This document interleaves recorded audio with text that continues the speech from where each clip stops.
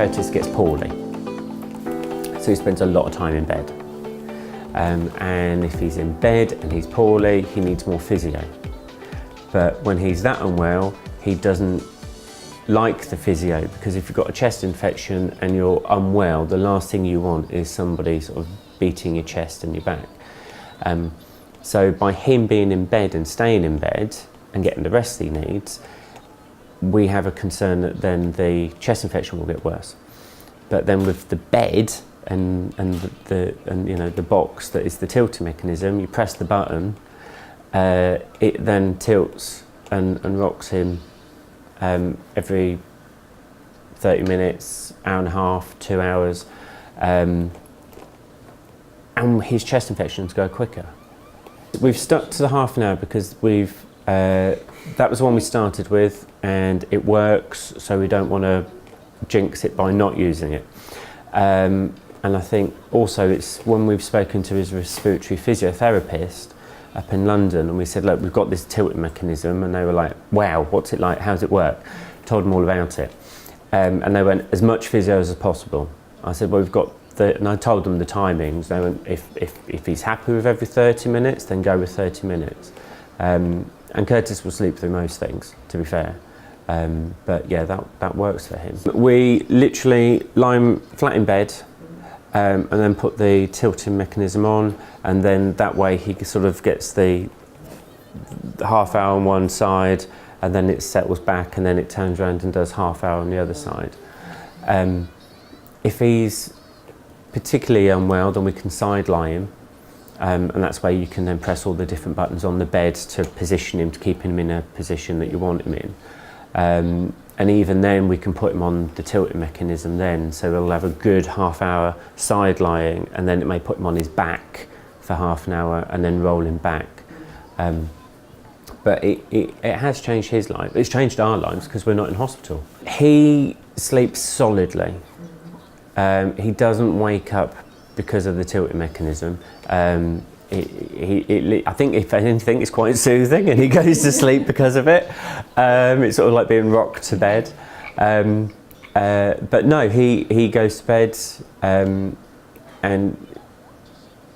we don't really have any issues or problems with it.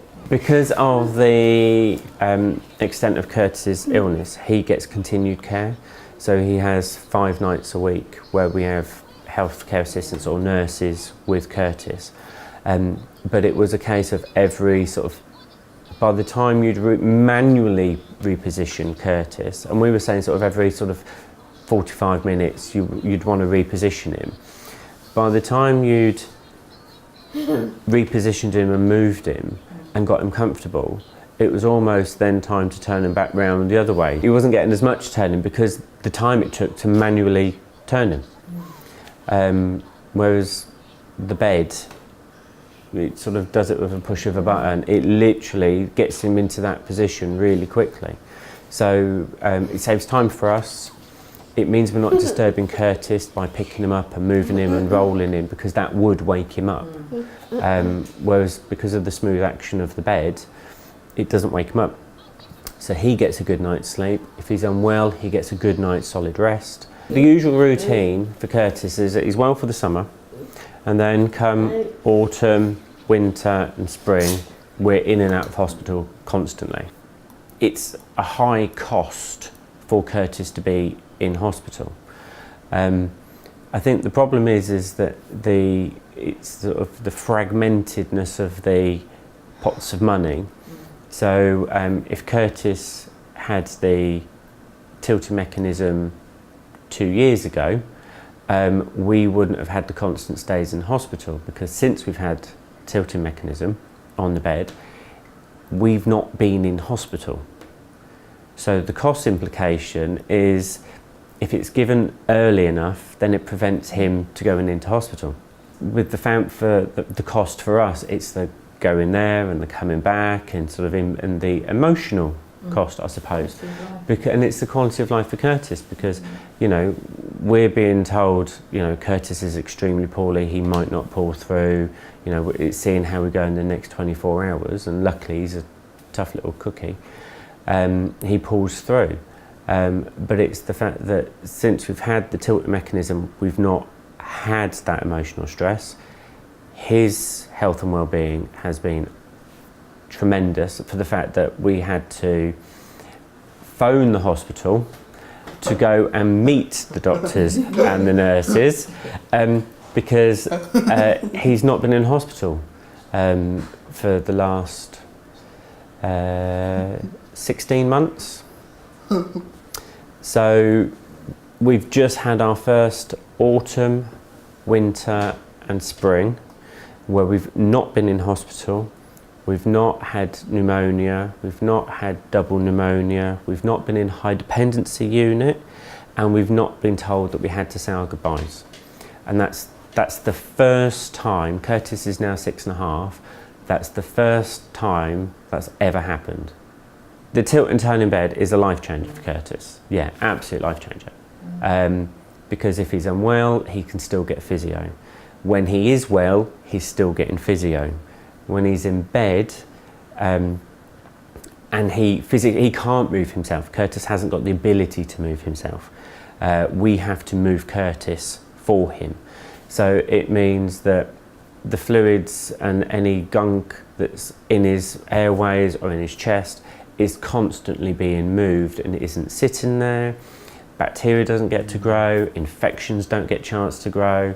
And then when he then is awake and he has his normal physio, everything's moved. So it works in conjunction with all the stuff we're doing already, but it just means from the time he goes to bed to the time he goes and wakes up, that isn't lost time.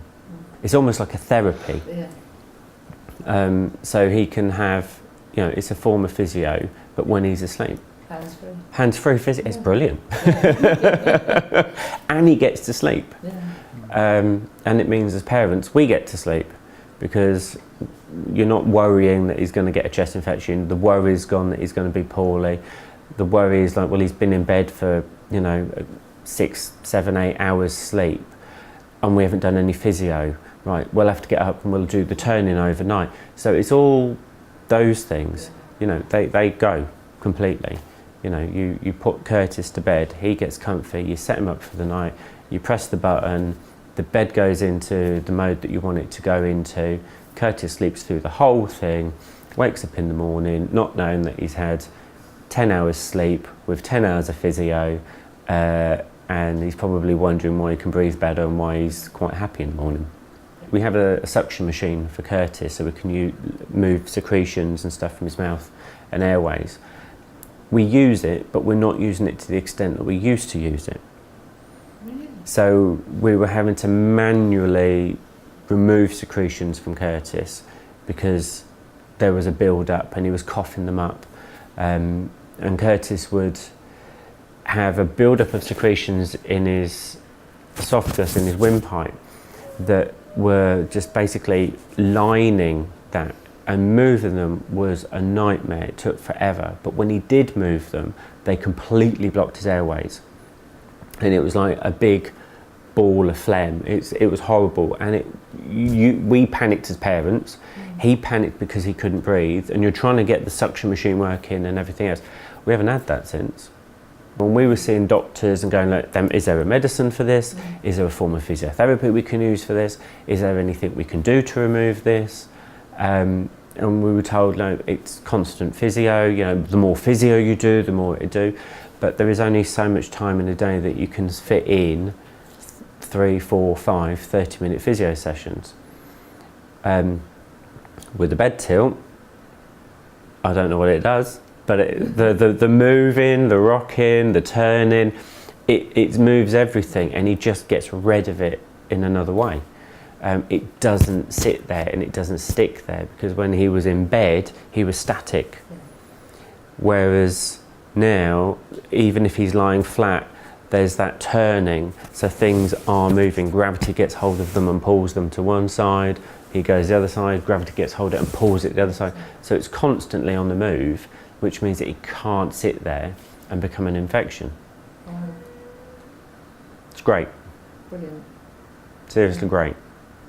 Every child like Curtis should have one of those.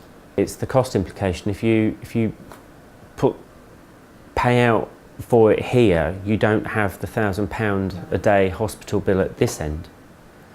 We've sort of had reductions in sort of meds use and everything else because we were having meds to reduce the secretion build-up.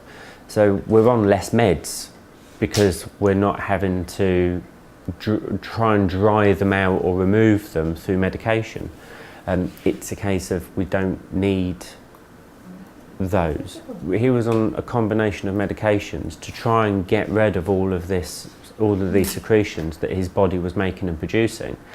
And it got to the point where it was drying him out too much because the combination of the bed and the physio that we were doing and just meant that he was having too much of this, and so then he was getting a dry mouth. Curtis never had a dry mouth. So it was like, well, now why is that happening? So we've had to reduce his meds because there isn't a build-up of all the secretions, and he's not coughing, so he's not constantly bringing phlegm up and secretions from his chest and his windpipe, and they used to well at the back of his throat, and they used to just sit there, and he'd constantly be coughing, trying to remove them, which is exhausting. And so we had to have medications to try and dry them up and to stop him producing so many secretions. Now we've had to lessen the amount of saline nebs that he was having, and we've had to reduce the amount of inhaler that he was having, and we've had to reduce the amount of tablets that he was having because it was a combination therapy for the secretions. But we've gone the other way now where we're too dry. So we've had to lessen them until we've got the right balance, that he's got enough so he's got a dry, sort of a moist mouth so we can, the same as you or I, but not to the extent of where he's overproducing them. And you do notice the difference. When we've been on holiday and we've not had the bed, you notice the difference. We have to up the meds. Really? And we have to try and fit in more physio sessions. Because if we go on holiday, he doesn't have a tilt and turn in bed.